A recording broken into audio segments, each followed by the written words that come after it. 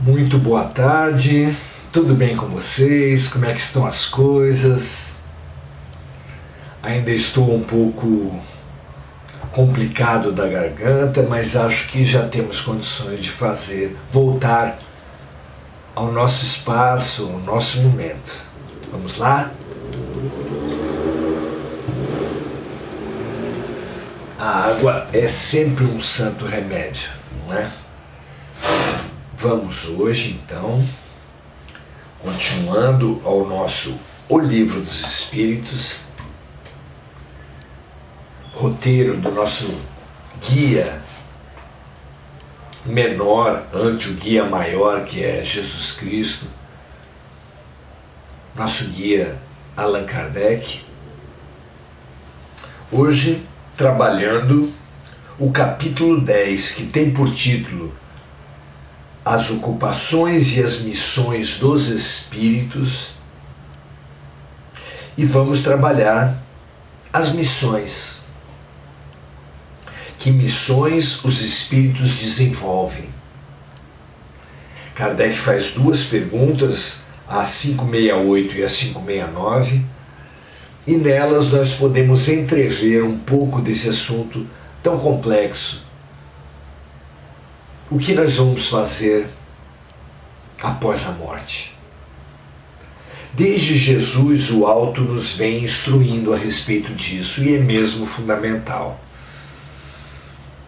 Como pode um viajante arrumar a sua mala para um lugar cujo clima ele desconhece, que não sabe quanto tempo ficará por lá, que não sabe que atividades ele desenvolverá lá? É quase impossível arrumar a mala. Da mesma forma, é quase impossível nos preparar para a vida após a morte se não tivermos as informações básicas sobre o que fazemos, o que faremos no mundo espiritual. É por isso que Jesus veio nos apresentar uma nova escala de valores praticamente oposta àquela que é praticada na Terra no Sermão do Monte, nas Bem-aventuranças, onde ele disse: bem-aventurados os humildes, numa terra de orgulhosos, bem-aventurados os que sabem sofrer, numa terra de revoltados e queixosos, bem-aventurados os mansos e pacíficos, numa terra, numa humanidade que faz guerra de todas as diferenças, de raça, de sexo, de nacionalidade, de cultura, de religião. Precisamos demais entender essa mudança de valores proposta por Jesus, vivida por Jesus, a partir de uma noção que Jesus nos trouxe, que Kardec ampliou ou detalhou, e que a literatura espírita, particularmente a série de André Luiz, conhecida como A Vida no Mundo Espiritual, vejam só que título, nos vem ser revelada de uma maneira muito rica.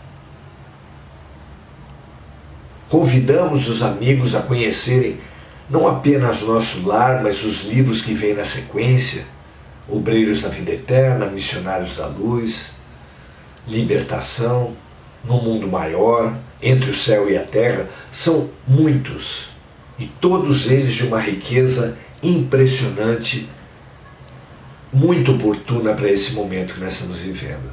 Com base nessas noções tão claras de que valores preponderam no mundo espiritual, que atividades, como são organizadas as sociedades, nós podemos desde já, na nossa comparação, arrumar a mala. O que é arrumar a mala? Acumular, amealhar as conquistas que serão fundamentais, que serão mais úteis após a morte.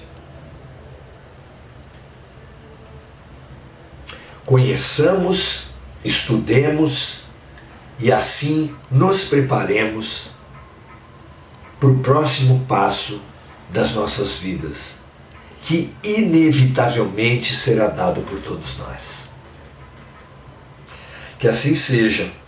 Pergunta 568, Kardec pergunta assim: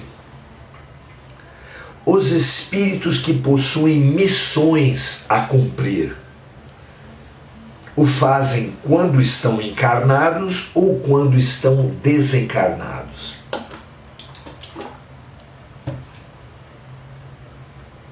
E a resposta vem assim: os espíritos cumprem suas missões em ambos os estados. Para certos espíritos desencarnados, cumprir uma missão é uma grande ocupação.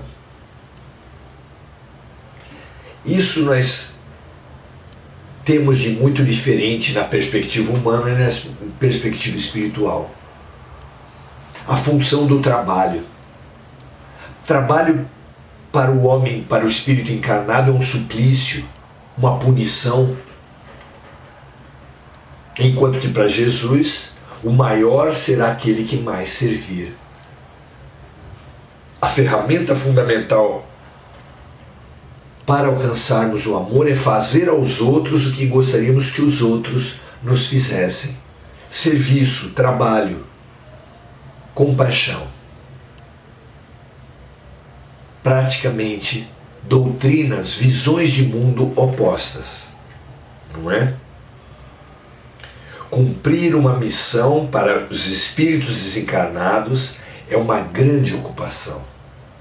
É uma alegria podermos ser úteis, podemos servir, podemos colaborar com o projeto de Deus. Não há alegria maior, na verdade. Pergunta 569, Kardec pergunta assim: quais são as missões que os espíritos desencarnados podem receber? E a resposta: as missões são tão variadas que é impossível descrevê-las. Aliás, muitas dessas missões os homens ainda não podem compreender. Os espíritos executam as vontades de Deus e nem sempre é possível penetrar em todas as suas intenções. A maioria de nós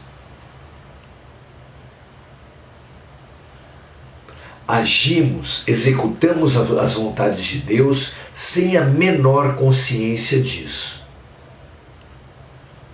Vejamos que os mais inconscientes de estarmos cumprindo a vontade de Deus são exatamente os ateus, os materialistas, os antirreligiosos, os criminosos, os violentos.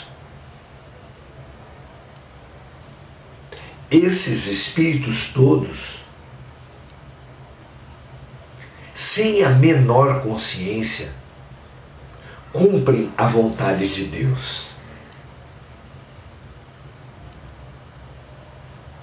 Porque Deus opera nas vidas de uns através dos outros. Mesmo que se aproveitando de nossos movimentos de maldade, de perversidade e de vingança.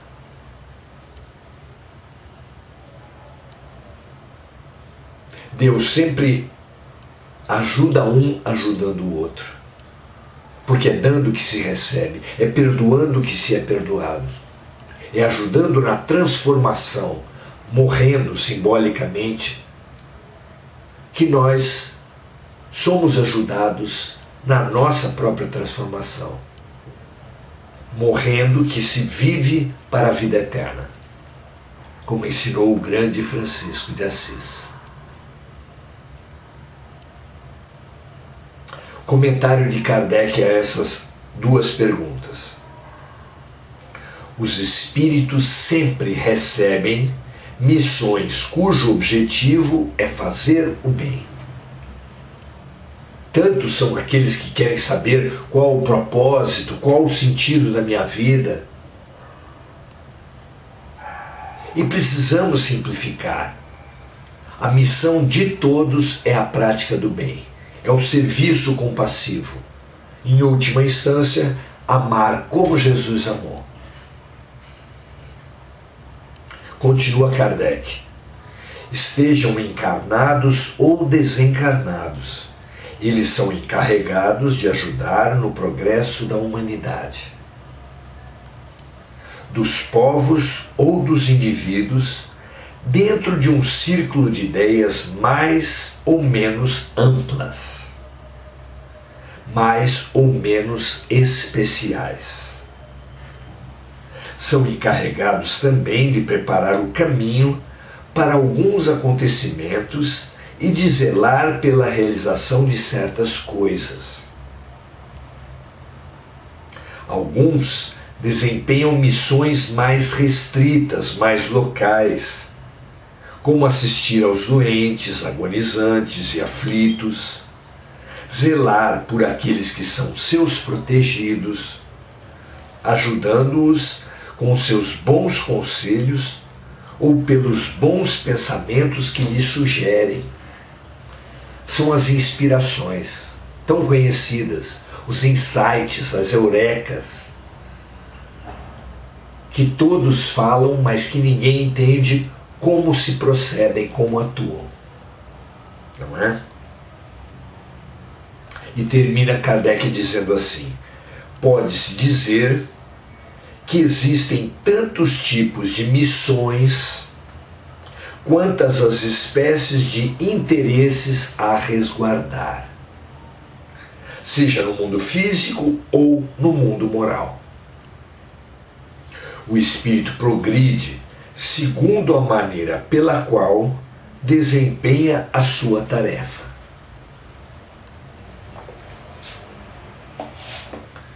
Então todos, cada um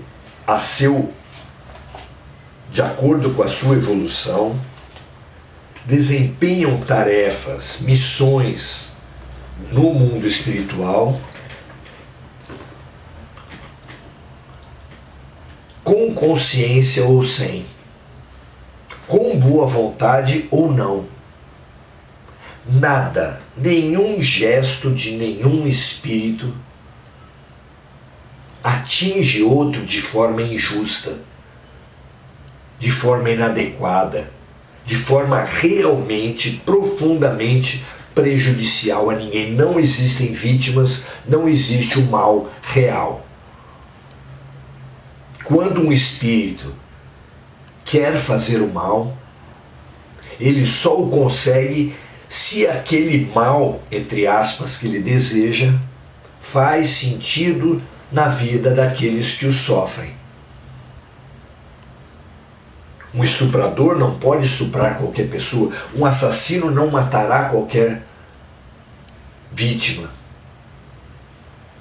Só podemos, entre aspas, prejudicar aqueles aos quais aquela vivência faz total sentido na sua evolução, na sua cura, no seu aprendizado.